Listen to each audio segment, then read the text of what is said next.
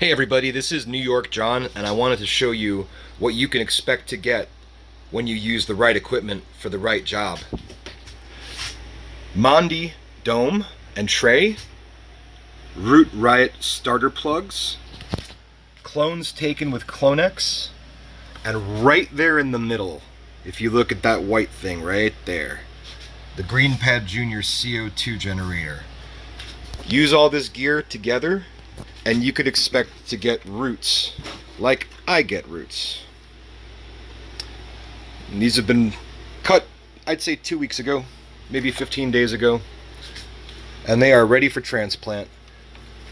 But it just goes to show you what you can get when you take good advice from the Grow Boss in the Grow Book and Equipment Guide, use the right equipment like Clonex, rooting gel, GreenPad CO2 generator, and Mondi domes. I mean, look at this Mondi dome. I've had this for 2 years.